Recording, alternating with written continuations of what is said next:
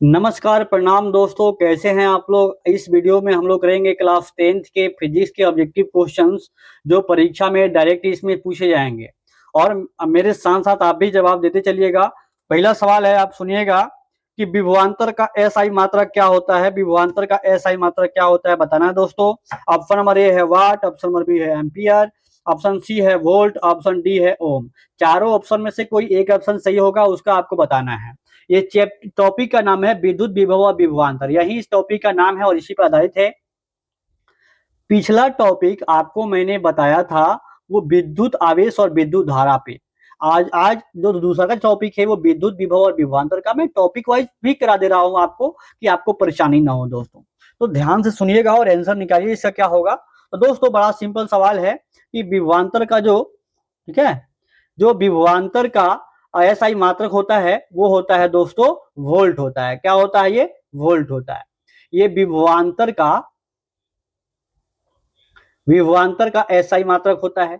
Ampere किसका होता है दोस्तों? एम्पियर होता है, पिछले लेक्चर में हमने किया था कि ये विद्युत धारा का होता है। किसका होता है? ये विद्युत धारा का। वाट किसका होता है? तो हम लोग अगला टॉपिक पढ़ेंगे, उसमें दिया होगा। ये क्या होगा? वाट का जो एसआई मात्रक किसका होता है? वाट, शक्ति का एसआई मात्रक वाट होता है। विद्युत धारा का एसआई मात्रक एम्पियर होता है। विभवांतर का एसआई मात्रक वोल्ट होता है ना? आपको ध्यान रखना है। ओम किसका होता है? तो प्रतिरोध का। तो कहने का मतलब ये सारी चीजें आपको याद होना चाहिए और कुछ सूत्र भी पता होना चाहिए। V equal to I R, ये ओम्स लॉ होता है, आपको ध्यान रखना है। और एक Q इक्वल टू क्या होता है? ये I इंटू टी होता है, ये भी आपको समझ में आना चाहिए। ये Q equal to N into E होता है, ये भी आपको समझ में आना चाहिए ना, कोई दिक्कत। I इक्वल टू क्या होता है? I इक्वल टू होता है Q बाई टी, आवेश की प्रवाह की दर को विद्युत धारा कहते हैं। आपको ये सारी चीजें पता होनी चाहिए दोस्तों। जो भी एक सवाल देखो तो ये सब कुछ ढूंढने का प्रयास करो कि हम क्या क्या जानते हैं, लिखने का प्रयास करिए। मैं बहुत जल्द क्लास 10th वाले और क्लास 12th वाले दोनों बच्चों के लिए एक होमवर्क सीरीज देने वाले हैं कि प्रत्येक दिन आपको कितना टॉपिक को कवर करना है। ठीक है, कोई दिक्कत तो नहीं है आपको? और देखिएगा कि आपका तैयारी कितना बढ़िया हो जाता है। ठीक है दोस्तों, चलिए तो नेक्स्ट क्वेश्चन करते हैं। इसका आंसर क्या हो जाएगा? तो विभवांतर का एसआई मात्रक क्या होता है? वोल्ट होता है। आपको ये जानकारी रखना है। ऑप्शन नंबर क्या हो जाएगा? सी हो जाएगा दोस्तों। ठीक है, चलिए नेक्स्ट नंबर क्वेश्चन है कि किसी वोल्ट मीटर में स्केल पर 0 वोल्ट और 1 वोल्ट के बीच 20 विभाजन चिन्ह है, तो उस वोल्ट मीटर का अल्प मापांक है। बहुत सिंपल सवाल है। और यहाँ पे मान लेते हैं ये आपका 0 वोल्ट दिया है और यहाँ पे दे रखा है आपका 1 वोल्ट दे रखा है और इसमें पार्टीशन किया हुआ है, यानी इसको बांट रखा है। कितना बांट रखा है? 20 पार्ट में इसको बांट रखा है, आपको समझना है। तो इसका जो कह रहा है कि वोल्ट मीटर का अल्प मापक कितना होता है, तो अल्प मापक मैं आपको बता दूं, मापक अल्प मापक का जो फॉर्मूला अगर निकाला जाए तो होता है ये परास परास बटा, ठीक है ना, कुल विभाजन, ये फॉर्मूला हम बना सकते हैं। तो यहां से क्या हो जाएगा? परास कैसे निकलता है?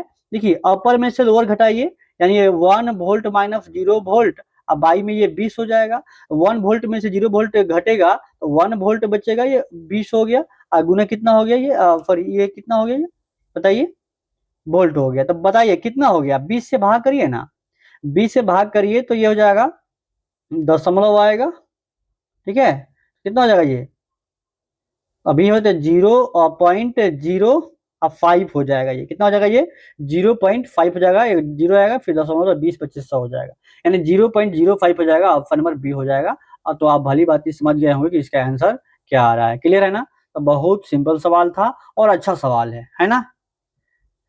चलिए बच्चों, नेक्स्ट सवाल करते हैं। क्वेश्चन नंबर 3 बहुत ही अच्छा सवाल है ये। विभवांतर मापने वाले यंत्र का को क्या कहा जाता है?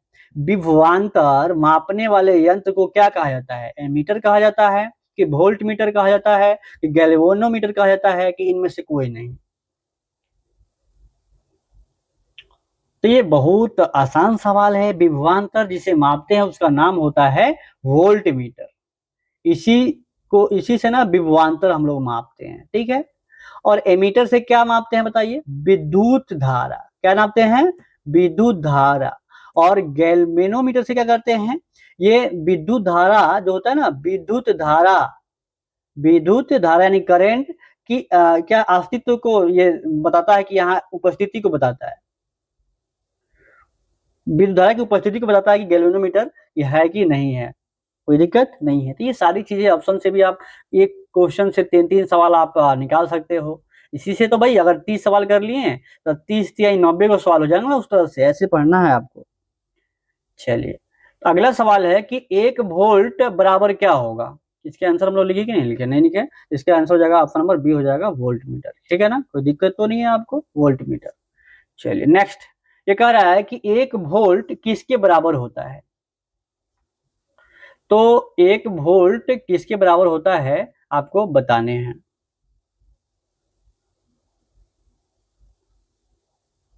बताइए 1 वोल्ट किसके बराबर होता है।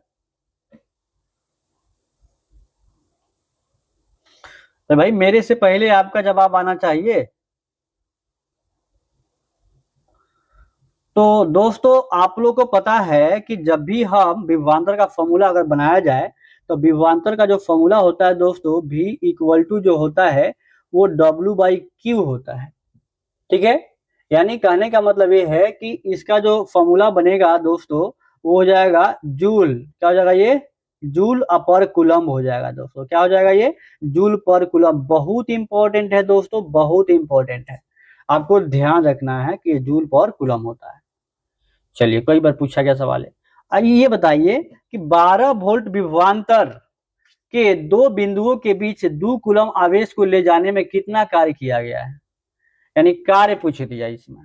तो सूत्र तो पता होना चाहिए आपको, है ना। बताइए, सूत्र तो पता होना चाहिए ना, कि अभी आपने पढ़ा कि ये V इक्वल टू क्या होता है दोस्तों, V इक्वल टू W/Q होता है। जब हम W निकालने जाएंगे तो W का फॉर्मूला V इंटू Q हो जाएगा, और V का मान आपको दे रखा है 12 वोल्ट। ठीक है, क्या दे रखा है ये, 12 वोल्ट दे रखा है, और 2 कूलम आवेश है, तो हो जाएगा 12 दुना 24, कितना हो जाएगा ये, 12 गुना 24 जूल कार्य हो जाएगा। ठीक है ना, कोई दिक्कत तो नहीं है ना।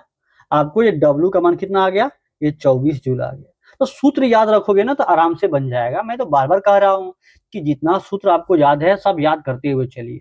इसका आंसर कितना हो जाएगा, ये ऑप्शन नंबर डी हो जाएगा, ऑप्शन नंबर डी हो जाएगा दोस्त। क्लियर है, ऑप्शन नंबर डी में चले जाइए, ताला लगाइए। 6 का जवाब दीजिए कि वोल्ट बराबर होता है, अभी तो पढ़ा है जूल पर कूलम। 1 वोल्ट किसके बराबर होता है, जूल पर कूलम के। तो ध्यान रखना है। अभी कैसे बनेगा भाई, सूत्र कैसे बनेगा, सूत्र कैसे बनेगा बताइए। सूत्र जो है ये आपको कहा गया कि V equal to W/Q, W का जूल होता है और Q का कूलम होता है, तो जूल पर कूलम हो गया। इससे आप सोच सकते हो सूत्र रहेगा याद। तो 7 नंबर का जवाब दीजिए कि निम्नलिखित में कौन सा कथन सत्य है। जूल बराबर एम्पियर, जूल बराबर वोल्ट गुना एम्पियर, कि जूल बराबर कूलम गुने वोल्ट, क्या जूल बराबर एम्पियर बाई वोल्ट, या जूल बराबर कूलम पर वोल्ट। तो देखिए ना, ये W बराबर क्या होता है, ये होता है V/Q। तो ये हो जाएगा क्या, वोल्ट, क्या हो जाएगा ये, इसका हो जाएगा वोल्ट, और क्रॉस Q का कितना हो जाएगा ये, कूलम, क्या हो जाएगा ये, कूलम हो जाएगा। ठीक है, यानी वोल्ट इंटू कूलम है क्या कोई ऑप्शन में, नहीं है। तो हम क्या करेंगे, कूलम को आवेश से भी सूचित करेंगे, एक और फॉर्मूला होता है, इससे हम लोग जांच करेंगे। जब इससे नहीं हुआ तो कई सारा प्रोसेस है, उसको हम लोग देखेंगे दोस्तों। ठीक है ना, तो आपको परेशान नहीं होना है दोस्तों। इसको हम लोग ऐसे भी सोच सकते हैं कि Q इंटू वी होता है ना, तो जो जूल होता है कूलम इंटू वोल्ट होता है। ठीक है ना, तो ये हो जाए कूलम इंटू वोल्ट, उल्टा नहीं दिया हुआ है, इसको पहले कूलम को लिख दीजिए, कूलम को लिख दीजिए, फिर वोल्ट को लिख दीजिए, इसमें क्या जाता है। तो ऐसा तो ऑप्शन दे रखा है ना बी नंबर। ठीक है, तो आपको ध्यान रखना है, कोई दिक्कत नहीं है। 8 का जवाब दीजिए, ओम के नियम पे आधारित सवाल आ गया। आप देखिए, इस पे 7 ही सवाल थे। अब अगला जो टॉपिक है ओम के नियम पे आधारित है। ओम का नियम आपको पता है कि V इक्वल टू क्या होता है, ये I इंटू आर होता है। और आपको बता दूं, जब किसी चालक पदार्थ में विद्युत धारा प्रवाहित की जाती है तो उसमें जो विभवांतर होगा वो क्या होगा, जो विद्युत धारा के डायरेक्टली प्रोपोर्शनल होता है, और आर के भी डायरेक्टली प्रोपोर्शनल होता है। क्लियर है ना, बोलिए भाई, आई इक्वल टू जो होता है ये कितना हो जाएगा, V बाई आर हो जाएगा। यानी जो आई है डायरेक्टली प्रोपोर्शनल V होगा और आई जो है ये डायरेक्टली प्रोपोर्शनल 1/r होगा। यही तो कहता है ओम्स लॉ। तो अब बताना है कौन सा सूत्र सही है। तो V equal to I R, यही तो ओम्स का लॉ है। V equal to I R, यही ओम्स का लॉ है। आपको पता हो जाएगा, आराम से बना सकते हैं। चलिए नेक्स्ट का सवाल देखिए, सेकंड नंबर इसका जवाब दीजिए कि रियो एस्टेट का उद्देश्य क्या है। धारा के परिमाण में वृद्धि, कि धारा के परिमाण में कमी, कि धारा के परिमाण में वृद्धि या कमी, कि इनमें से कोई नहीं। आपको बताना है कि रियो एस्टेट का उद्देश्य क्या है। अरे रियो एस्टेट जो होता है वो क्यों हम लोग लगाते हैं, कि धारा के परिमाण में वृद्धि करते हैं, कि धारा के परिमाण में कमी करते हैं, या वृद्धि या कमी दोनों करते हैं, बताना है।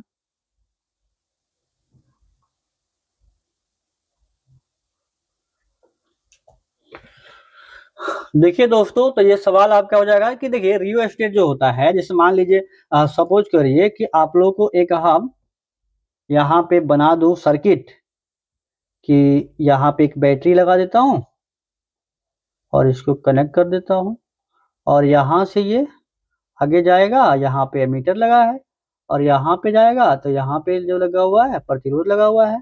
और फिर यहाँ पे आपको एक मैं बॉल बना देता हूँ, ठीक है ना। बॉल कुछ अजीब हो गया, ये मान लीजिए बॉल है ये, ठीक है। तो मिटाई देता हूँ, बॉल बढ़िया से बनाता हूँ। आप लोग मजाक समझोगे तो मजाक समझना नहीं है, ठीक है। ये बॉल है, ये बॉल है, ये बॉल इसमें से, ठीक है ना, ये जलेगा, जलेगा बॉल, ठीक है, जल रहा है ना। और यहाँ पे एक रियो एस्टेट लगा होता है जिसको ऐसे सूचित किया जाता है। ये क्यों लगता है, तो दोस्तों यहाँ पे कुंजी मैं लगा देता हूँ। तो कहने का मतलब ये है दोस्तों, ये आप एक सर्किट हो गया, लोकल सर्किट बना दिए आपको समझाने के लिए। जब इसमें से हम मान लीजिए 12 वोल्ट के विभवांतर जब इस है बैटरी में भेजता है, और यहाँ पे आपका ये रेजिस्टेंस वोल्ट मीटर भी लगा हुआ है, तो कहने का मतलब है आपको बताना है कि ये रियो एस्टेट का, इसको रियो एस्टेट कहते हैं। क्यों लगता है, तो धारा को अगर बढ़ाना है घटाना है ना, इसीलिए रियो एस्टेट की मदद लिया जाता है। तो अब तो समझ में आ गया होगा इसका आंसर क्या होगा। तो धारा के परिमाण में वृद्धि या कमी जो होता है ना, वृद्धि या कमी करने के लिए हम रियो एस्टेट का प्रयोग करते हैं। क्लियर है ना। चलिए आपको समझ में आया है, बोलिए ना। तो रियो एस्टेट क्या है, यह एक परिवर्ती प्रतिरोधक यानी वेरिएबल रजिस्टर है, जिसका उपयोग विद्युत परिपथ में प्रतिरोध को बदलने के लिए किया जाता है। यह ओम के नियम के अनुसार काम करता है। यदि वोल्टेज स्थिर है तो प्रतिरोध को बढ़ाकर धारा को कम किया जा सकता है, और प्रतिरोध को घटाकर धारा को बढ़ाया जा सकता है। अतः हम ये कह सकते हैं कि रियो स्टेट का मुख्य कार्य परिपथ में विद्युत धारा की मात्रा को नियंत्रित करना है। क्लियर है ना। तो आपको ध्यान रखना है, इन धारा के परिमाण में वृद्धि या कमी रियो स्टेट का काम है। नेक्स्ट थर्ड नंबर सवाल है, किसी कुंडली का प्रतिरोध ज्ञात करने के लिए सूत्र क्या है। किसी कुंडली का प्रतिरोध ज्ञात करने के लिए देखिए V इक्वल टू, ये V equal to I R होता है कि नहीं होता है। तो यहाँ से प्रतिरोध निकालने का जो फॉर्मूला होगा V बटा आई हो जाएगा। R बराबर क्या हो जाएगा, ये V बटा आई हो जाएगा।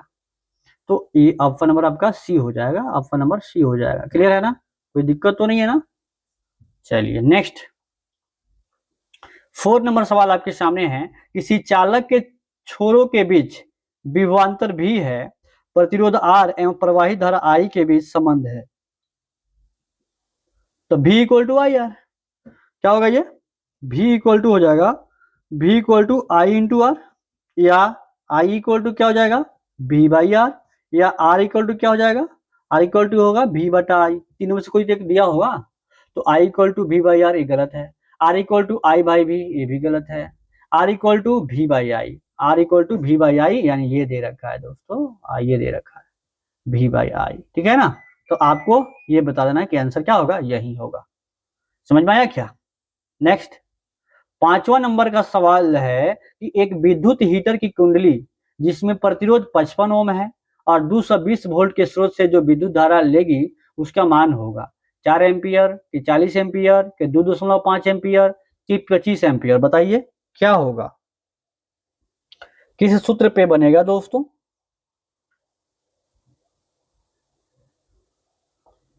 बताइए। प्रतिरोध जो है यहां से हम लोग क्या निकालना है, आई निकालना है, क्योंकि देखिए ना यहाँ एम्पियर दे रखा है ना, तो आई दे रखा है, आई बराबर होता है कितना V बाई आर होता है। और V का मान दे रहा है 220 वोल्ट और R का मान दे रखा है 55 ओम। तो 55 ओम से हम ये काट देंगे कितना से बताइए तो, 11 पच्चे 55, 11 दूना 22 और ये 5 चौका 20, मतलब हो जाएगा 4, हो जाएगा 4 एम्पियर। क्या हो जाएगा ये 4 एम्पियर इसका आंसर हो जाएगा। क्लियर है ना। चलिए अब देखिए 6 का आंसर दीजिए, 4 एम्पियर पे आंसर लगा दीजिए, इसका आंसर क्या हो जाएगा, ऑप्शन नंबर ए हो जाएगा 4। ठीक है, नेक्स्ट 6 का जवाब दीजिए कि विद्युत का अच्छा चालक है। विद्युत का अच्छा चालक कौन है भाई, लकड़ी, प्लास्टिक, कार्बन, चांदी। तो ये चांदी एक बहुत ही बेहतरीन चालक है, आपको लिखवाया गया था, याद करवाया गया है, कई बार पूछा गया है। चलिए नेक्स्ट, अमीटर का प्रतिरोध होता है, अमीटर का प्रतिरोध बहुत कम होता है कि बहुत ज्यादा होता है, बताइए। तो ये एकदम मस्त सवाल है भाई, बहुत मस्त सवाल है और परीक्षा में आया हुआ सवाल है, और यहाँ से दोनों सवाल आपको पता होना चाहिए।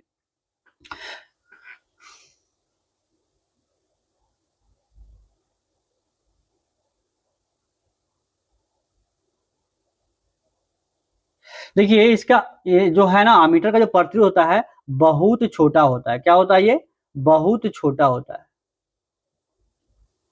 बहुत कम होता है इसका प्रतिरोध। इसका आंसर क्या हो जाएगा, ऑप्शन नंबर क्या हो जाएगा, ऑप्शन नंबर सी हो जाएगा दोस्तों। ठीक है, कोई दिक्कत तो नहीं है ना। लेकिन अगर एक आदर्श अमीटर का प्रतिरोध शून्य होना चाहिए, पूछता है परीक्षा में कि आदर्श अमीटर का, आदर्श अमीटर का प्रतिरोध कितना होता है, प्रतिरोध कितना होता है, ये शून्य होता है दोस्तों, शून्य होता है याद रखना है, कोई दिक्कत तो नहीं है ना। नेक्स्ट सवाल आते हैं, बढ़ते हैं अगला कि विद्युत बल्ब का तंतु बना होता है लोहे का कि तांबे का, टंगस्टन का, एल्युमिनियम का। विद्युत बल्ब का जो तंतु है ना वो टंगस्टन का बना होता है, एकदम रट्टा रटाया होना ही चाहिए, आपको सब लिखवाया गया होगा जहां पढ़े हैं आप। ठीक है, कोई दिक्कत नहीं है। चलिए 9 नंबर देखिएगा, निम्न में से कौन विद्युत का सबसे अच्छा चालक है, चांदी की, लोहा की, नाइक्रोम की, रबर। कौन विद्युत सबसे अच्छा चालक है भाई, चांदी लिखवाया गया है, अभी तो कुछ पहले बताया भी हूं मैं, आपको ध्यान रखना है। चलिए 10 के जवाब दीजिए, किसी चालक के प्रतिरोधकता का मात्रक है।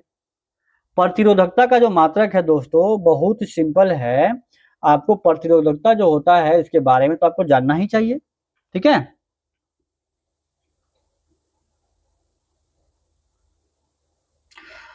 तो यहां पे ध्यान रखना है,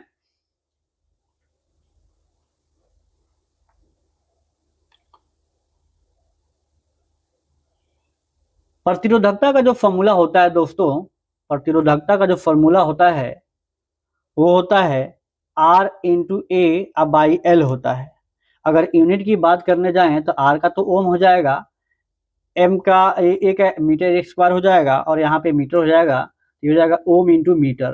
तो आज के बाद से याद रखिएगा कि इसका आंसर हो जाएगा ओम इंटू मीटर। तो इसका ऑप्शन तो कोई यहाँ पे दिया दिया है, हाँ ओम मीटर दिया है, ऑप्शन नंबर बी में दे रखा है दोस्तों, ऑप्शन नंबर बी में दे रखा है। क्लियर है ना, ऑप्शन नंबर ओम मीटर दिया हुआ है बी में। क्लियर है ना, कोई दिक्कत नहीं है। नेक्स्ट आते हैं, 11 का जवाब दीजिए कि चालक का प्रतिरोध निर्भर नहीं करता है चालक की लंबाई पर, कि चालक के अनुप्रस्थ काट के क्षेत्रफल पर, कि चालक के तापमान पर, कि चालक के प्रवाहित विद्युत धारा पर। किस पे निर्भर नहीं करता है बताइए। तो दोस्तों ध्यान से सुनना, ये चालक के विद्युत धारा पर ये प्रवाहित जो है ना उस पर निर्भर नहीं करता है, आपको लंबाई पर निर्भर करता है, अनुप्रस्थ काट के क्षेत्रफल पर निर्भर करता है, इस पे निर्भर करता है, इस पे निर्भर करता है, ठीक है ना, इस पे भी निर्भर करता है, इस पे भी निर्भर करता है, चालक के तापमान पर भी निर्भर करता है, लेकिन विद्युत धारा पर निर्भर नहीं करता है। चालक का तापमान बढ़ने पर आमतौर पर उसका प्रतिरोध क्या होता है, बढ़ जाता है, ध्यान रखना है। ठीक है, कोई दिक्कत नहीं है। अगला सवाल, इसका आंसर क्या हो जाएगा, ऑप्शन ये हो जाएगा, ऑप्शन नंबर आपका डी हो जाएगा, क्योंकि गलत ही पूछा है तो गलत वाला तो सही होगा। चलिए अगला सवाल है, 12 का जवाब दीजिए कि ताप बढ़ने पर चालक का प्रतिरोध क्या होता है, बढ़ता है कि घटता है। तो अभी अभी डिस्कशन हुआ है कि सामान्यतः ताप बढ़ने पर चालक का प्रतिरोध क्या होता है, बढ़ता है। क्या होता है, ये बढ़ता है दोस्तों, तो ऑप्शन नंबर क्या हो जाएगा, ए हो जाएगा। नेक्स्ट 13 जवाब दीजिए, प्रतिरोध का SI मात्रक क्या होता है, तो प्रतिरोध का SI मात्रक ओम होता है। क्या होता है ये, प्रतिरोध का SI मात्रक क्या होता है, ओम होता है। ठीक है ना, ये प्रतिरोध का एसआई मात्रक है, क्लियर है ना। जूल किसका है, तो वर्क का है, कार्य का है। वोल्ट किसका है, वोल्टमीटर क्या है, विभवांतर का है। एम्पियर किसका होता है, एम्पियर होता है विद्युत धारा का। तो ये सारी चीजें आप जाने और आपको समझ में भी आया है। तो कैसा लगा ये वीडियो, अच्छा लगा है तो वीडियो को लाइक कर दीजिए, क्योंकि आपके लिए इतना मेहनत हो रहा है और आप अगर साथ नहीं दीजिएगा तो कौन देगा, ठीक है। तो इसलिए सहयोग दीजिए, वीडियो को शेयर करिए और सब्सक्राइब भी करवाइए और आप भी करिए, ठीक है ना। और जो भी आपको कमियां हैं वो कमेंट करके बता सकते हैं, ये डाउट है उसको जरूर सॉल्व किया जाएगा। और जो आपको पढ़ना है वो भी कमेंट कर सकते हैं कि मुझे सर ये पढ़ना है, और वो भी टॉपिक क्लियर कराया जाएगा।